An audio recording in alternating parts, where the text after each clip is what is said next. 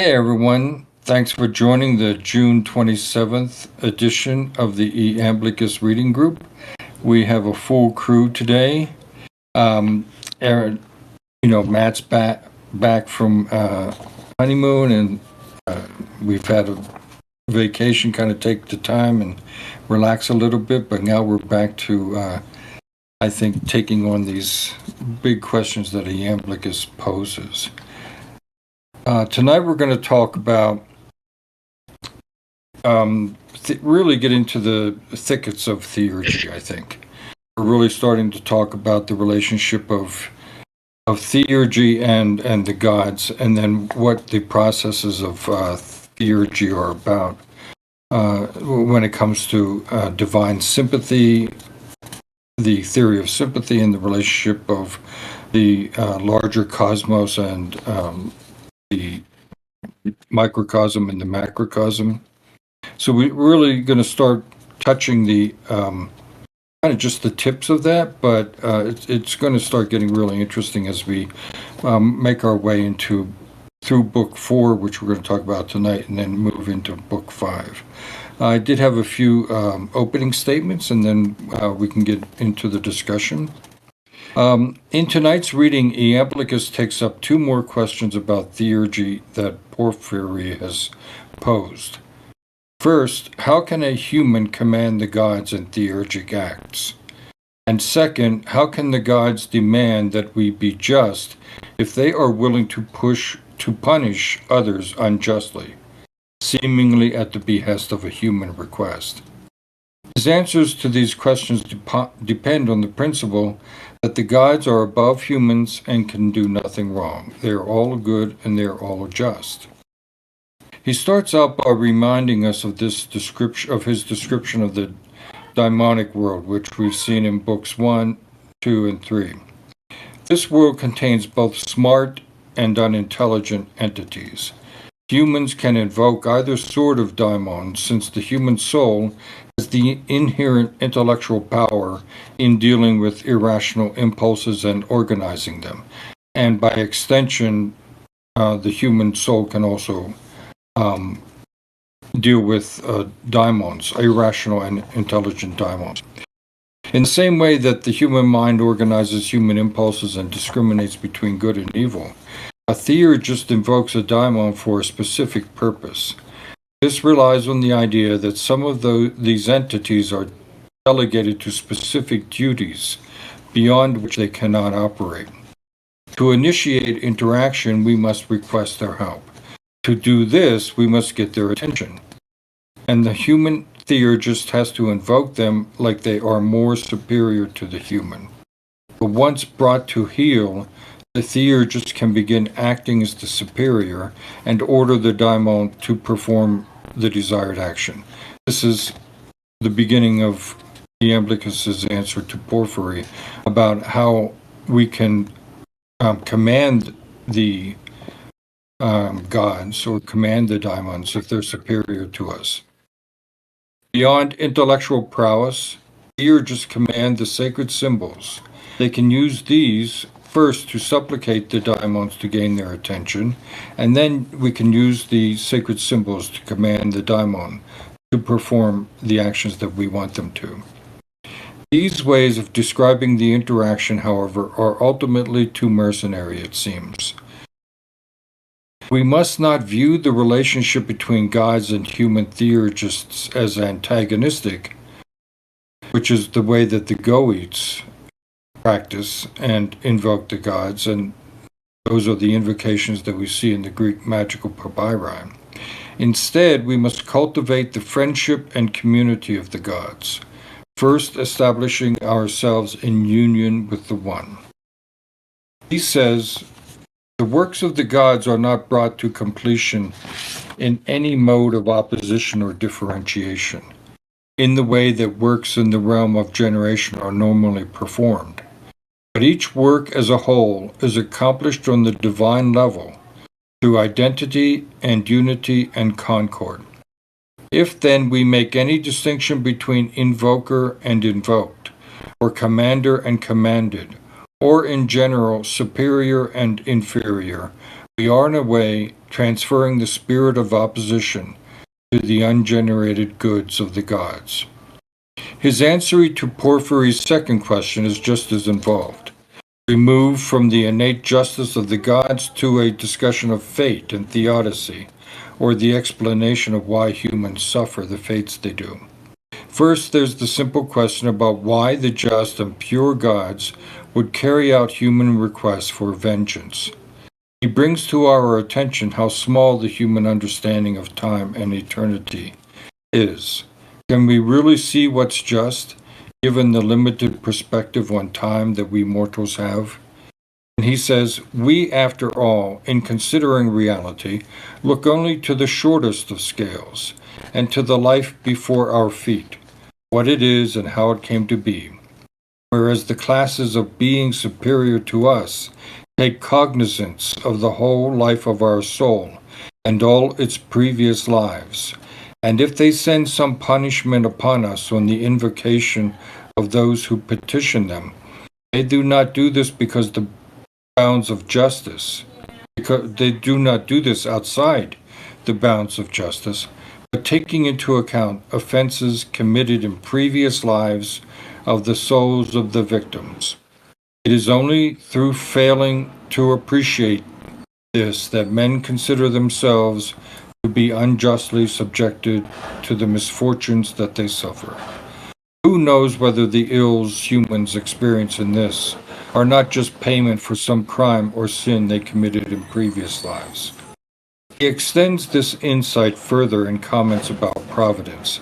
That is, people ask why their lives unfold the way they do, sometimes fraught with difficulties, often with suffering.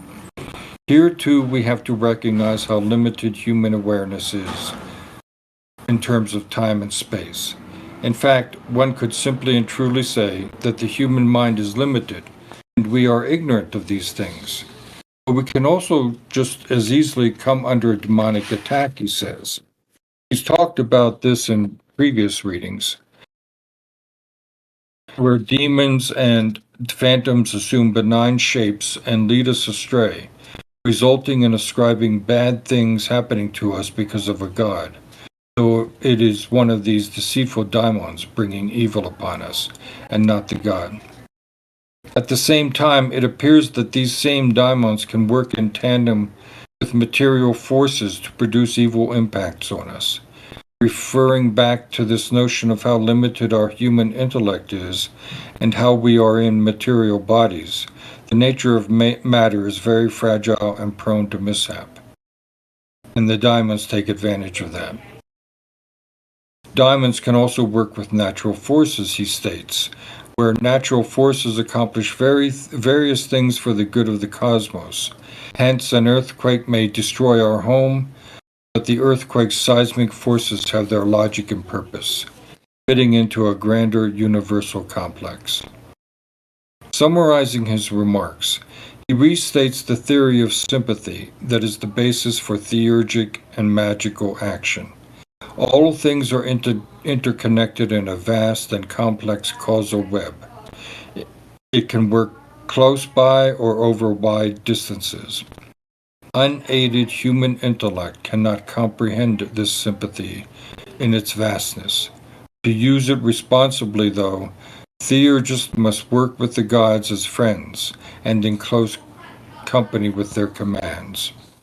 He says on page 219, the gift here is what he calls theurgic power bestowed on a human, is set in motion by means of sympathy, through the operation of likeness and unlikeness, acting in conflict with the passions, but the user may, through the exercise of his or her will, draw the gift contrary to justice towards wickedness.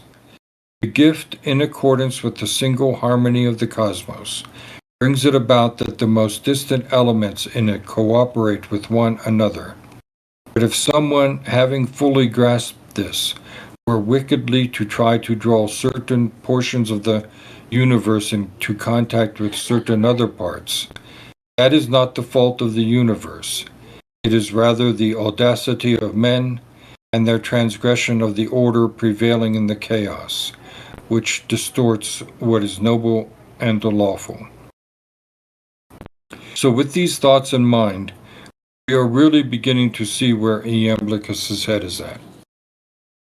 So to start the question and discussion, I'm wondering, are you surprised, like I was, that Iamblichus doesn't condemn outright the notion of using theurgy to apparently harm others?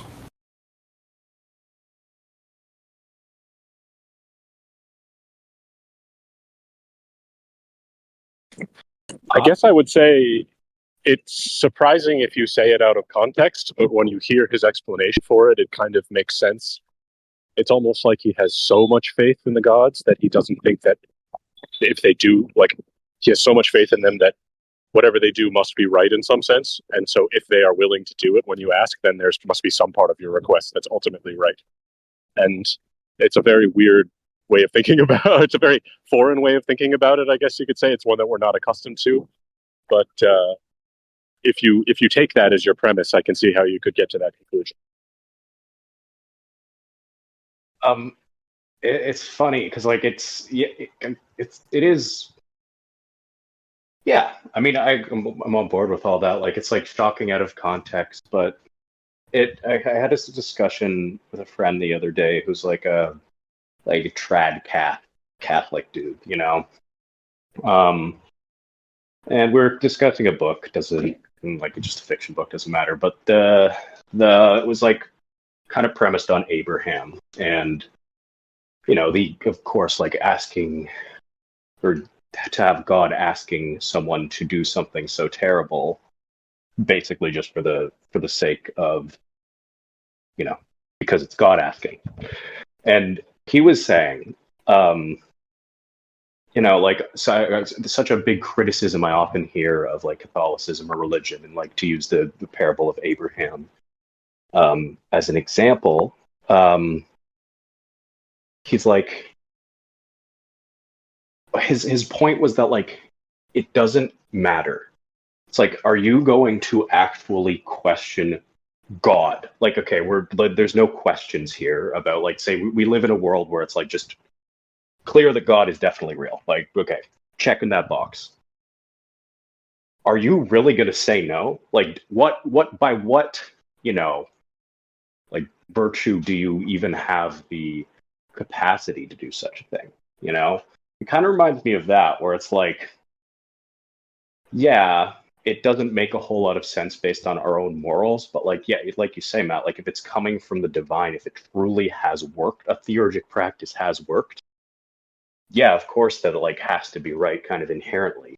Though I don't know how I feel necessarily about it on a personal level, you know, but I guess I can make sense of the theoretical justifications, you know.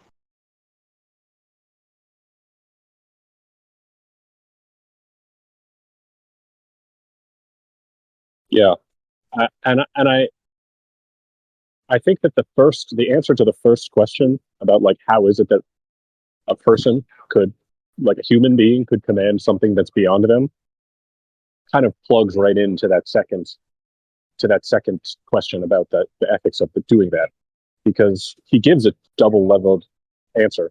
Like he says, sort of like the easy answer for me to explain it to you in a way that makes sense is that there's a lower aspect and a higher aspect, and you have to use both. Sort of from the lower aspect, you act as if these are superior to you, and from the higher aspect, you can then tell them what to do, and they'll listen because it's on their level. But that's only kind of the outer answer.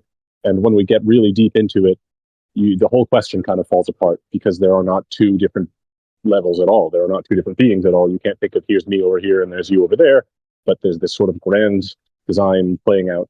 And like anything that you think you're asking or anything that you think you're causing to happen, it's actually all the unfolding of the plan, the one same plan that you're both a part of. And like, you almost have to get through that explanation. You almost have to jump over to that second explanation of the first question before it can plug into the answer to the second question, because that's kind of where he takes off from.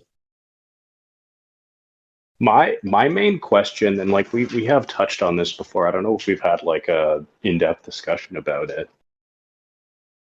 is, well, I mean, like to put it simply, is like in that framework, is it the will of the theurgist at all? Does the will of the theurgist even exist? Does free will even exist? Under that framework, like, I think no. If that is the case, I don't think that really changes how I view things. But like, yeah, and then if that is the case, if like we are just the aspect that's like calling the above down to our level, it's almost like we don't have a choice in the matter. Like we will ask what is asked of us. That's how I feel, anyways. That's how I see it. I mean, yeah, I do remember we kind of did touch on that. And in like thinking about it, the more that we go through this process, there's actually less and less of us that actually exist. Like there's more and more of nothingness as we go through this process. So this idea of free will, I think it occurred to me anyway, that it comes down to the choice is the orientation. Do I orient myself towards the divine will or not? And it seems like that's just about the only choice that I have. That's what the free will is, thinking that anything that I do or any of my actions is outside of that. It doesn't seem to be the case. It seems as though I think I have my own will. I think that's what free will means. But ultimately, the more that I give that up, I don't seem to have free will. So what does that mean? I think it means I only have a choice. Do I choose to continue to live this life through who I think I am? Or do I have the choice of reorienting? And that's the idea of submission. And then it always comes back to divine will. Right. Like, I feel like the choice is.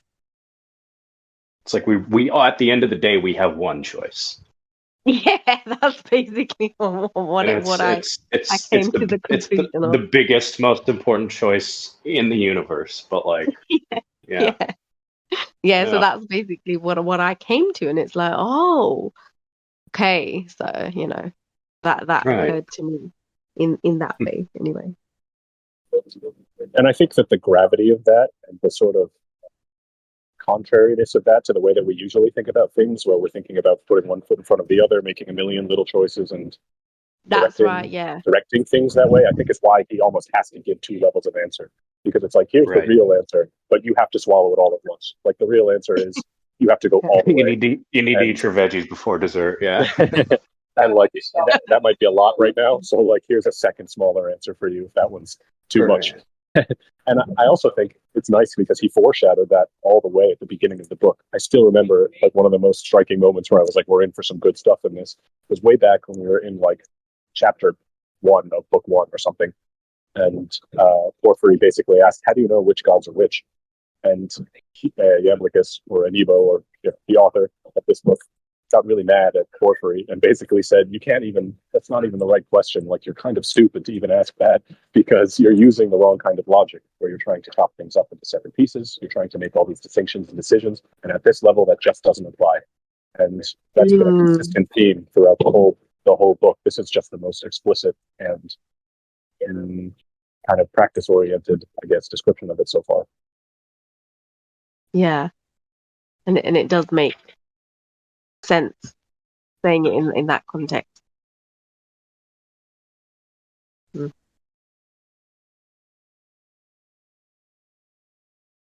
Speaking of practice, then, I guess the question becomes, how do you actually, what does it look like for someone who's trying to do this, or who's trying to apply this to their life, I guess? What would be different about that from anything else? I think is an interesting question. Well, how do you stay in that? I mean, I think that he doesn't believe in free will, to kind of address that point. And we'll see that a little bit later in the book. where he questions that because, we're probably, because we're so conditioned, right, by our, he doesn't use genetics or anything, but, we're conditioned socially, environmentally, and so on to respond to certain stimuli, and then to act in certain ways that we learn from our culture, we learn from our social status. All of these things contribute to the fact that we're really not carrying out anything that we consciously designed to do, or we think we do, but we don't, because we cannot comprehend or get above all of that social, genetic, whatever biological conditioning that we have. So he does call into question whether we have free will, and I think that, if we have this communion, if you will, what he calls friendship with the gods, then we are going some way in attaining something higher than even free will. Which, the way we've been, or the way that you phrased it, Farjana, is to kind of be giving up free will. Maybe, submission is the right way to think about it. But that seems a bit passive in some way. Is that what he's talking about? Is there a more active way of thinking of this, which is still in communion with, or in community with the gods?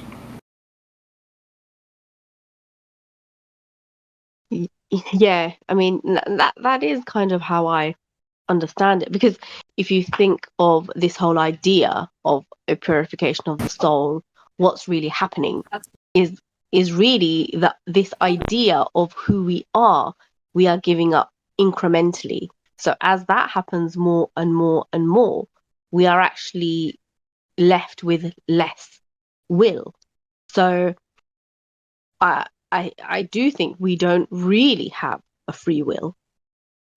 But for the time that we may believe we have a free will, it's the choice. Do I carry out what I think I want, or do I kind of let that go, submit, purify, open that space up, and then divine will comes through me? That's how I have seen it work in my experience. Sure. Look at it, if you're talking about purification, you're talking about losing something, right? So you're losing the illusion of having free will. Yeah, But, I guess so. Yeah. But in compensation for that, you're gaining a freedom, right? You're gaining a freedom which involves being one with the gods, and then being able to carry out these theurgic actions, whatever those might be, which are, have a purpose, which are to bring about this, the completion of God's will, if you will, in this life, which is what, I guess, having the freedom, being deprived of free will in order to have the freedom to do something which is higher in purpose and higher in self-awareness than what even free will could possibly give us. So in that sense, it doesn't seem so passive in that sense. But it does seem like, yes, you're giving up free will for sure. Well, that's it. I mean, the idea of submission doesn't sound passive to me at all. It sounds like a very active participation of the purification process, because you actually have to do something in order for that to change and purify and transmute and transform, so that God's will can come through. So submission, I don't think, is passive. I think it requires action. And I think that's where the rituals and all of these things come into play. Yeah, because that was ultimately, that's what I feel is happening. Yeah, I was going to say that too. I think that the activity can come after the fact, but it also comes before the fact. Like, I guess an analogy might be cleaning a window. if the window is clean, then the sunlight just comes through. It doesn't need to do anything else after that. But sometimes the window is very dirty, and then you have to clean the window, which can be a lot of work. You can take a lot of elbow grease to actually get the window to a point where it can be quote unquote passive or automatic. And it seems like this, it seems like there's a lot of work involved in what this whole project is proposing. Yeah. Yeah, I agree. Well, Yeah, it's but almost like, to me, submission is the fulcrum. Mm-hmm. The fulcrum that like the practice rests upon. It's like, I see what you mean, Chaz. That it, like, submission as a word feels like it's passive. I do understand that, but yeah, I view it more like if we are going to use the term submission, which like I think is just as good of a term as any, that is the choice, right? That's the fulcrum, and then the work comes after the choice. And like I'm sure Iamblichus would say that work is dictated to you. You know what I mean? It's not necessarily like coming from within, but yeah, you still need to. I mean, like it's maybe sounds like whatever, but like you need to humble yourself. You know what I mean? Like you need to allow this to happen before you can actually do the active thing. That's how I see it, anyways. So to use Matt's metaphor, if I have the window clean and I'm looking through the window, which is fine, is that the ultimate goal, is to reach a contemplative state and then being able to see through the clear window? Is that what we're talking about? In the analogy, I think it would probably be more accurate to say you are the window. You're the window and you're cleaning yourself. And so the goal is to spread the light through the window into the building, light to illuminate through the window. Yeah, to illuminate the inside. Well, that's why it's so striking that he would use the notion, or at least try to legitimize the idea, that a theurgist could invoke a god to mete out justice to someone else. That's not spreading light, at least in my limited way of thinking about it now. I think that the response, based on the question and based on the explanation in the text, would be that it doesn't look like that from a limited perspective when we're considering the time scale of a human life and the circumstances of one human's life. But you have, from that perspective, there's a lot more out there in time and space. And you don't know if maybe this is a correction for something else, or this is just in some other way that is not available for your point of view. Well, just think of yourself, though, Matt. You're going to get even for someone having done something against you, right? Isn't that what Iamblichus is talking about? I mean, he's talking about invoking a god or daemon to bring justice to someone else. And for what reason could you want to bring justice to someone? Ask that they be defeated, right? Maybe that's it. At the highest level would be, I ask that you help defeat this despot, this tyrant. Maybe that's a just way of thinking about it. Maybe but he doesn't put it in those terms. He puts it in terms like anyone who is somehow thinking about bringing about,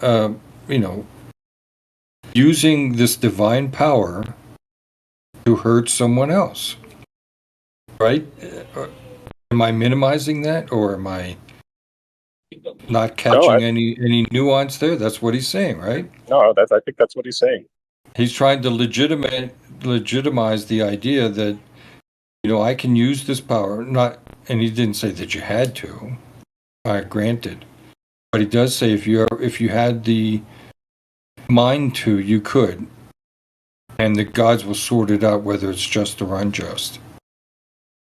Well, to me, I think that that's the key there, is justice in this framework. Is because like justice is one of the Platonic virtues. You know what I mean? Like in Iamblichus's framework, Oh, sure. dispensing justice is like one of the chief kind of responsibilities. Maybe isn't the right word, but like the chief frameworks by which the gods operate. So I would say probably that's kind of the key. So like if you feel like you've been aggrieved and you are actually deserving of justice, I think in his mind, the gods will sort that out because that is the nature of gods. I don't see it so much as like an issue of motivation, because like I think that like the big sticking point is really the idea of revenge, where I'm like, ooh, Right. I don't see that as like a spiritual act. You know what I mean? But once again, Well, I when mean, we apply it to the greater, when we apply it yeah, to the broader, it's not revenge. It is. It's more like telling on the principle, maybe. it's bringing about the balance in the natural order. Exactly. And it's like, yeah. So it is actually, I think, probably in Iamblichus's mind, and I think I could probably get behind this one too. It is actually a return to equilibrium rather than an active harm. You know what I mean? That's being probably how. Yeah. and having gotten to the point where we believe that that we have friendship, that we're friends with the gods, we believe that we can carry out their will in a just way. So we can discriminate between what would be a right vengeance and what would be a wrong vengeance. Yeah. Right, because he does cut it. Oh, go ahead. I was just going to say, I don't necessarily believe that is. Well, I don't know if I personally am, able to make those decisions, but maybe I'm just not spiritually evolved enough. Well, I mean, that's what the theurgy is going to be about, supposedly. Yeah. Right? Yeah. Sorry, go He ahead. also does kind of try to cut it both ways. Because sorry. I'm So sorry? at first he does say like, oh, if it happens, then that means it was for the best anyway. So like, it's all good in the hood if you take a long enough view. But then afterwards, he also says, and it's possible to screw up and do something wrong and unnatural, and that goes against the order of things. Like, and if that happens, it's not the god's fault; it's your fault for doing that. Naughty boy. So, like, I think that discrimination process is somewhat implied because he puts upon grace. One says it's possible to transgress this natural law, and then the second one he says, and you can do it, but if you do it, it's your fault. Kind of has his cake and eats it too, there, doesn't he? He does Just, that every so often in this text. An ancient Greek philosopher not being totally consistent? No, that's not possible. Just wanted to this idea of justice, where he says, whereas the classes of being superior to us take cognizance of the whole life of our soul and all of its previous lives, and if they send some punishment upon us on the invocation of those who petition them, they do not do this outside the bounds of justice, but taking into account offences committed in previous lives of the souls of the victims. It is only through failing to appreciate this that men consider themselves to be unjustly subjected to the misfortunes that they suffer. See, this idea of having committed crimes previously it's an idea that it seems almost as if it's unfair. Like, was I here before and I committed those crimes, so therefore now I'm paying for it? Or is it that this soul has been put into this body that has to now purify those crimes? So has to go through these sufferings as a consequence of that and bring all of that back into balance, so justice prevails. So this is this idea. I'm I can't help but feel like, well, it doesn't seem very fair. I mean, obviously, I don't understand the bigger picture. Like in the next part, he says, indeed, the general run of men commonly raise this same difficulty about providence. If people suffer ill undeservedly without having committed any previous injustice, they are not in a position, however, to make a proper reckoning of the true nature of a given soul, and of what sort of life it has had as a whole, and how many crimes it may have committed in previous lives, and whether it is a suffering due to its former actions. So does that mean that we may come with previous crimes, the actions that have been done and committed? And like, imagine being in a body that has got a lot of heinous crimes attached to it, you know, and you'd go through those sufferings, and then you kind of think, well, I never done that. But does that mean that I did? Or does that mean that I didn't commit those crimes? See, this is, yeah. I'm in a body with a soul that has this there, and Right. it's my responsibility to purify that and bring justice. Do you know what I mean? Like, this idea, extremely difficult for me to understand. It's a weird idea because we don't think about it in this way, because we tend to think that well, I mean, at least in Americans tend to think that if they weren't involved in it, then they shouldn't have any repercussions with it. And I'll use an example. Obviously, pretty much anyone in the United States has given into the displacement of Native Americans from their land. Yeah. And, they committed, whether it was them or not, their ancestors or people that, knew them were involved in it. So why shouldn't that crime pass down from generation to generation? And it's a weird idea. Maybe it should, maybe it shouldn't. I mean, I think that we're prone to think that we as individuals, if we didn't do it, whoever or whatever that is, right? We're not responsible for it. So we have to think, well, then what is Iamblichus's notion of soul here?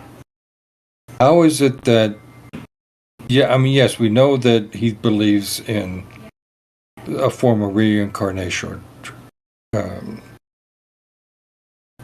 going from the soul being reborn into a new body.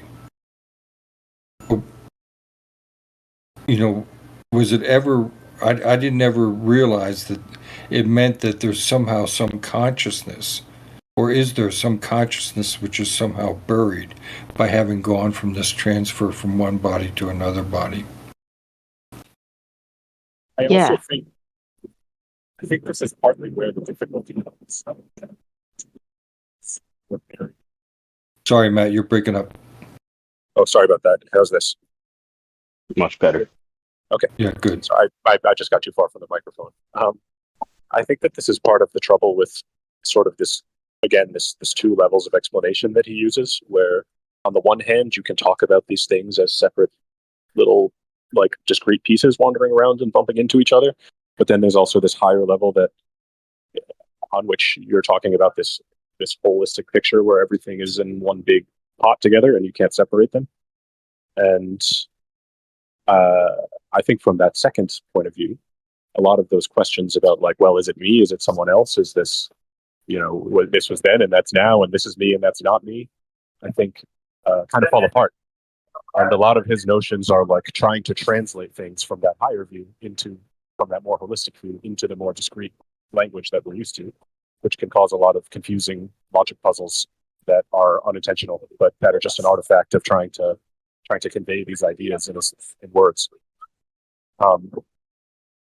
And I think a lot of the reasons that he seems to admonish Porphyry for the way that he's asking questions is because he's asking questions in this discrete way, whereas the author of this text is trying to convey this more non-discrete way of thinking. Speaking of which, I will also say, speaking of the difficulty of words, I glossed over when I kind of made fun of him for saying one thing and then another thing about the ethics of revenge and justice. I glossed over where he actually calls out the fact that he's using two opposite arguments. So when he says in the first case that everything is just in the long run, and then also if something's unjust, it's your fault. For the second explanation, he actually does call out that's not his real opinion. That's a thought experiment. He says, in order to refute even more comprehensively the objection here raised, let us grant, if you wish, the very contrary of what we have established. That is, that injustices are committed in the course of actions resulting from invocations. So it's just a thought experiment. He doesn't actually believe the second thing. The first part about everything ultimately being just in the long run, I think, is his real opinion.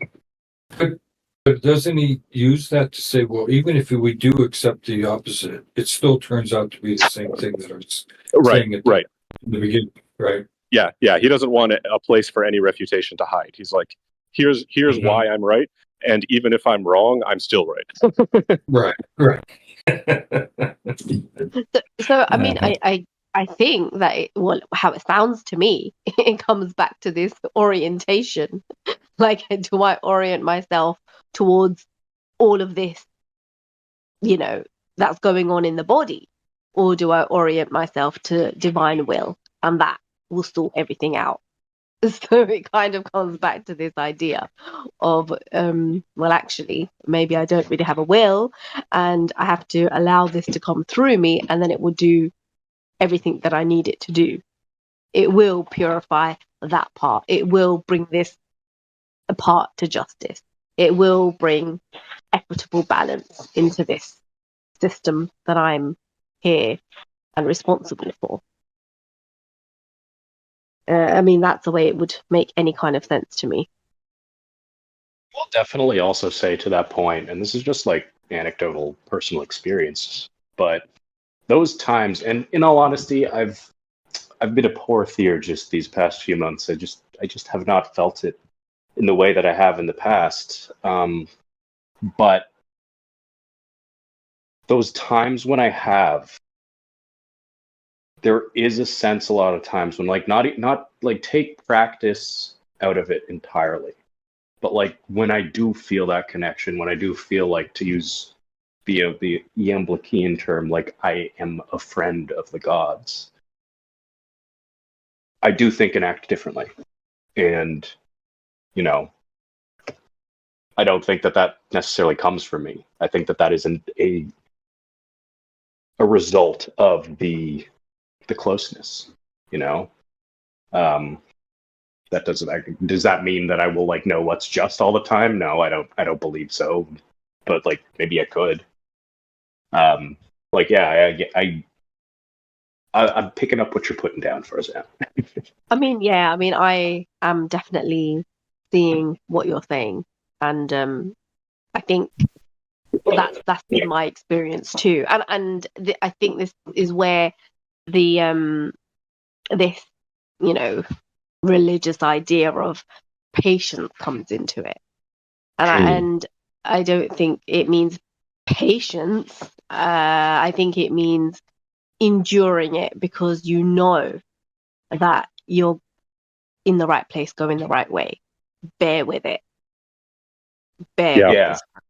I also think knowing what's just in every situation is almost beside the point. I think the thing is that what we think of as knowing is too limited a modality to even use to determine what's just, because what we know reasonably, consciously, is a result of that limited vision. I think that knowing is almost, you don't have to know. You act according to what is on that path at the time, and you find in retrospect it turns out to have been the right thing. But I don't think that it's that theurgists like will be able to explain their reasoning for why everything that they everything that's occurred is right as they do it. It's not that I think that they can consciously reason it out. It's more of a something that you can only discover in retrospect because it has to unfold. Mm-hmm. It's ultimately like experiential, not rational. I Yes. think so. Yeah, makes sense. Well, if we are in communion with the gods in some way, it would seem then that I'm really in tune, on the same wavelength, in harmony with the gods, which is where theurgy is supposed to bring us to, right? Then our actions will ultimately be in sync, what am I trying to say? Not synchronicity, but will be in alignment with what the gods would do, because our soul has been transformed into this other state of consciousness, which is in union with the gods. And even if we can't continue, they talk about the fact that you can only be in true union with the one for a few hours, maybe a day or two, and you can only achieve that maybe once or twice, 3 times. Plotinus is said to have achieved it 4 times in your life. Still, even being in proximity to the gods, you would be walking in that path that they've set out for you. Once you get to that level of awareness of them and their role in your life, etc., once you begin practicing what they're able to transmit to you. And isn't this when they talk about some knowledge which goes beyond knowledge, this mystical type of awareness, this mystical type of knowledge, which cannot be spoken about, is only spoken about paradoxically and so on? Isn't that where we would be at, were we to accomplish what it is that the theurgist is supposed to accomplish? I would say so, and I think that's why it's so difficult, or why, again, I just keep coming back to this point, but I think that's why there are all of these double-layered explanations, and why there's this view of the differentiated world, and then this other view, which is not subject to those things, and that anything which is on the level of, or anything which participates in the gods and the daemons and those higher realms, is considered not to be subject to that kind of discrete, divided up, chopped up logic. And that's the place, I think, where that kind of knowledge operates from. I think you would say it's beyond conventional knowledge, because conventional knowledge is that separate, narrow-minded view of things. So it all comes, I think it's all the same thing. It's all coming back to the same point, where the ethical implications, the pragmatic implications of how you can do a ritual and everything like that, and the philosophical implications are all stemming from that place, which is the goal of the system. Yeah, you can't. I think when he says that you have to be in union with the gods in order to actually carry out these actions, is very significant to me, because, and he opposes what the theurgist does to what the goids do, right? He's saying that the goids they are antagonistic, and if you read some of the invocations in the Greek magical papyri, they're like, I am Zeus, and you will do this. It's telling it like an inferior god what they will do and they take on the role of a superior god. He's saying, well, we don't want to get antagonistic like that. We might be in union with the gods, but we're not going to, I guess, misuse our power in that way. And that survives too. I like that. that tradition of like spirit bullying that survived all the way up into the Middle Ages and stuff. If you look at like the Key of Solomon, it's in there. Mhm. It's the same exact thing. It's, you're going to do what I say because I'm all powerful, and if you don't do it, I'm going to thrust you into hell for 1,000,000 eons. Take it till you make it. Sometimes it's what you got to do, but I don't think Iamblichus would agree. I think he would look down on that.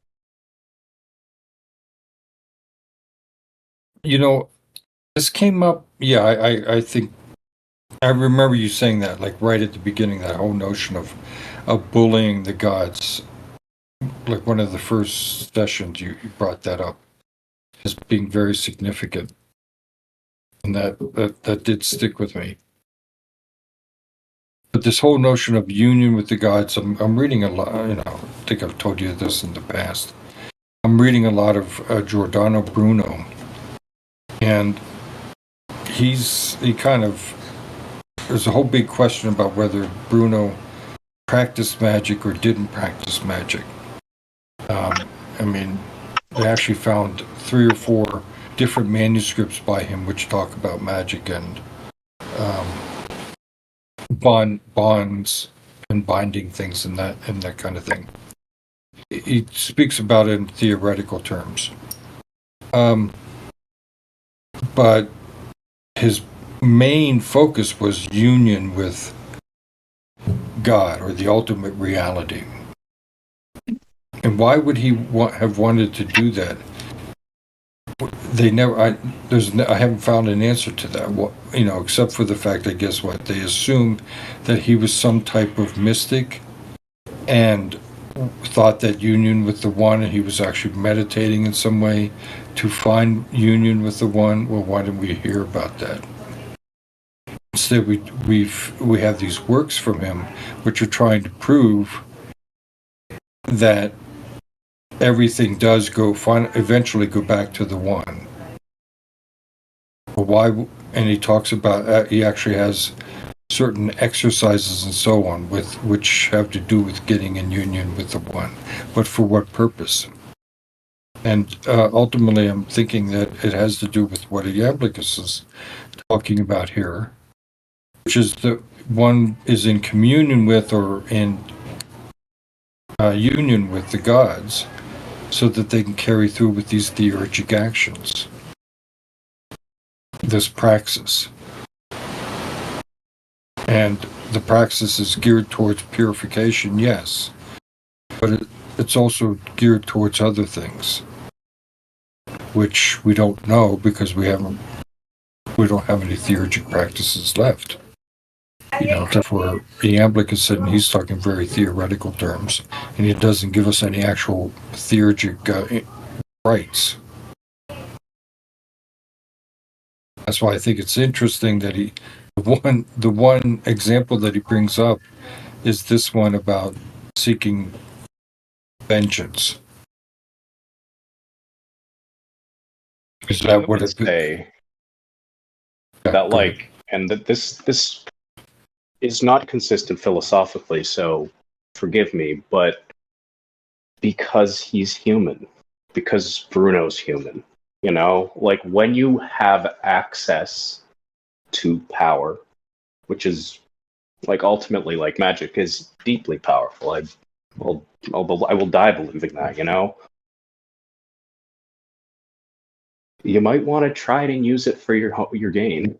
I always say, I try to be a theurgist anyways, but I still practice chaos magic. Is that inconsistent with continuous purification of my soul? Maybe, but it's who I am. It's impossible to separate yourself from your environment, I think. And if you can do that, then maybe you have just achieved purification. But, people want revenge. People want to do other things. And if they have this tool at their disposal, I think a lot of people will use that tool. Which is probably why Iamblichus is so vehemently opposed to the Goes, because it is that perversion. But I would say probably he has similar impulses because he's human, like all of us. Anyways, that's again more just like based on personal experience. It's not philosophically consistent, but I think it has explanatory power. Well, I don't think it's inconsistent either, though. I think that, just the same way that something that appears like even violent, like vengeance or whatever, could have a larger purpose in mind, and the person could be accidentally acting as another step in the divine unfolding. Getting laid and paid could also be part of the divine unfolding. You don't know. That's so right. Yeah. No. I mean, totally. But like that. That's what whenever I see those kernels in like a. Actually, I just read a book. It's called Theurgy or the Hermetic Practice. It's more about like spiritual alchemy, which they call theurgy, which I think is actually probably pretty good praxis if that's what you're into. And yeah, like their ultimate point in the book is about purification, but like there's a ton of tangents that talk about more mundane magic. Like it's I think a good way to put it, more material magic, which is kind of a hilarious paradox. But I'm like, do I think that these people who are writing this book don't like no, they are using the tools to applying those tools to a broader framework than simply the spiritual.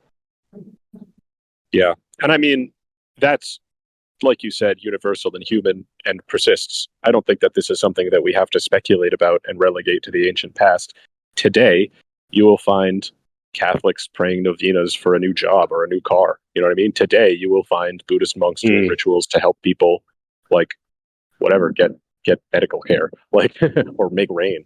Like, around the world, basically anywhere you go, there are these religious, outwardly, obviously, clearly religious systems that are meant to be used for religious reasons that people will go for the side quests of worldly benefits for, and that's just how it goes. And no matter how hard the message is pushed that this is a perversion and that the main point is for the spiritual benefits, people will still pursue the side quests, like always, and still do. Like this isn't something hypothetical.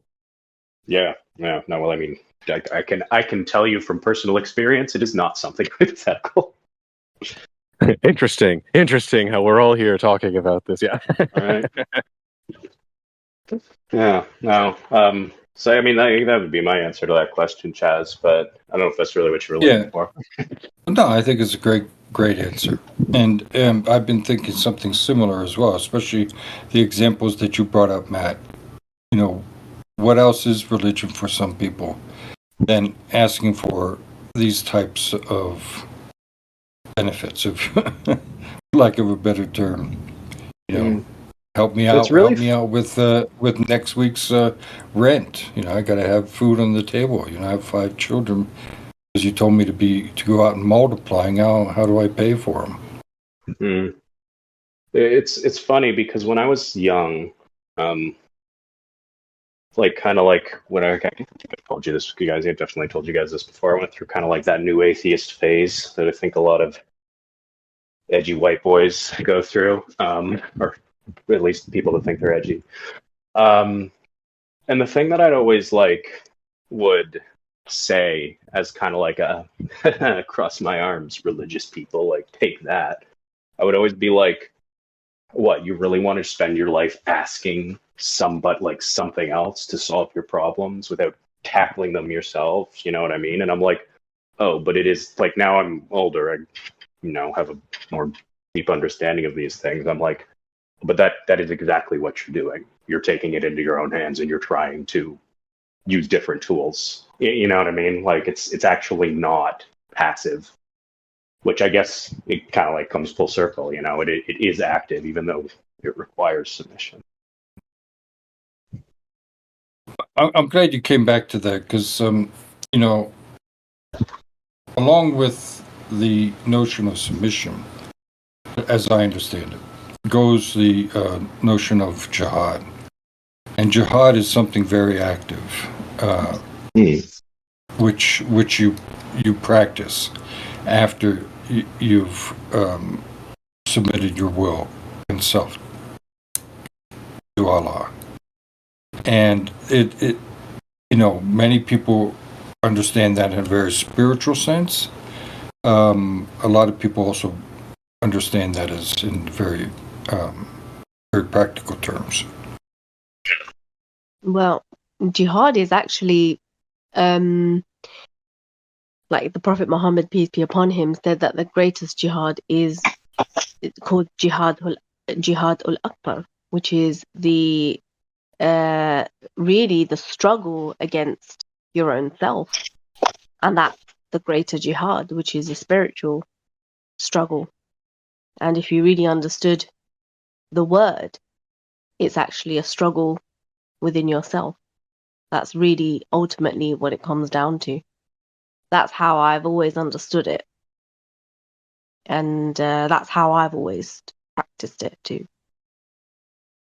And I could see that we're fitting into, of course we know there are numerous, early on, very numerous Islamic mystics who adapted theurgy as well. And I'm wondering, I haven't read into it that much, but I'm wondering if they somehow translated what the theurgists were doing into that notion of spiritual jihad.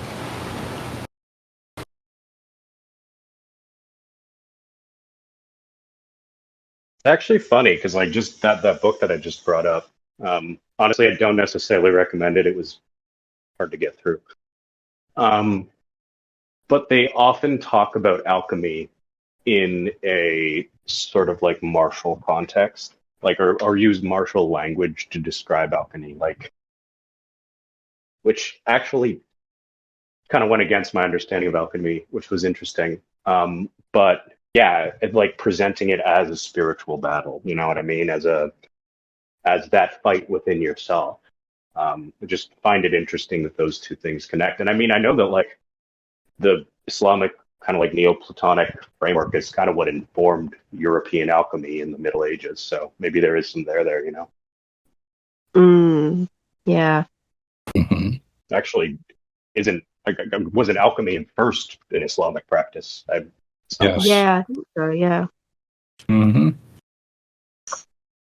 Yeah, and I think that it's all perfectly consonant. Yeah, all that the alchemical idea, this idea of a spiritual inner struggle, and the idea of these ideas that Iamblichus is putting forth. Because in some ways, if you have this habitual narrow-mindedness, which you've been practicing for lifetimes and lifetimes, and has caused you to accumulate all of these heavy, all of this heaviness from your sort of previous sins that you've done over and over again with your narrow-minded perspective. What else is that to overcome that other than a struggle? Because that's something completely ingrained. If we want to get a little more even heavy-handed with the metaphor, you could even say that since Iamblichus really does emphasize that the descent of the soul is real, that he disagrees with this idea that the soul remains undescended, and he says, no, it has descended into matter. It is in the world now. That's, what are you in this body, in this material body that's subject to all these sufferings and struggles and demon possessions and all this stuff? But a crucible, you're struggling and burning off all of this past difficulty that you mired yourself in. That's the purification process.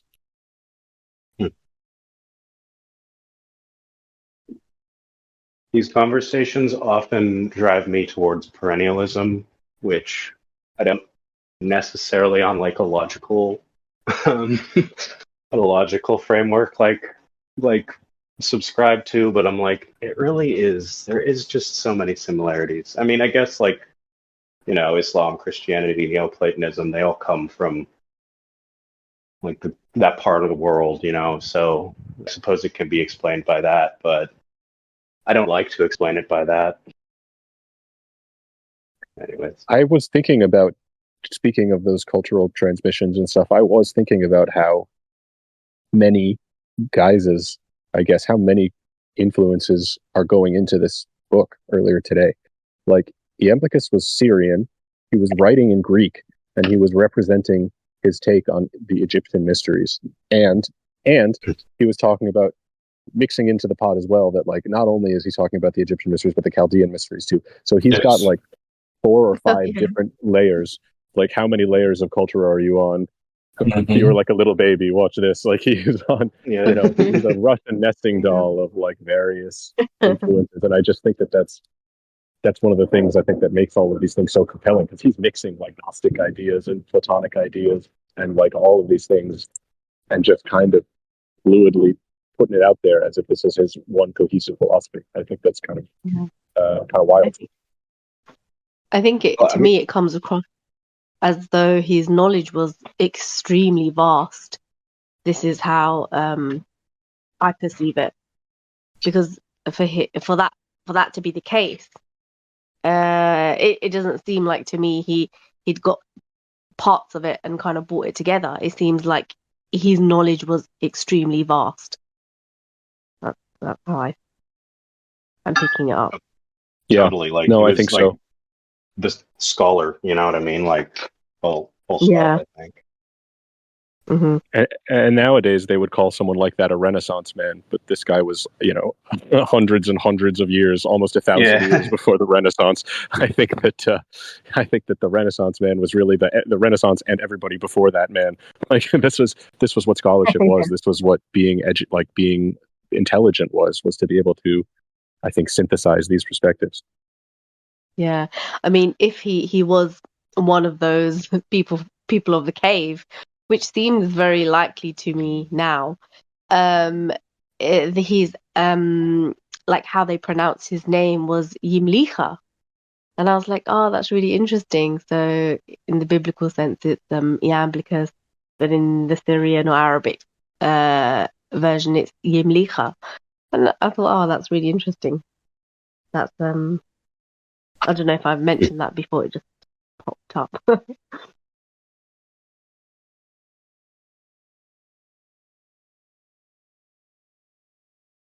Food for thought.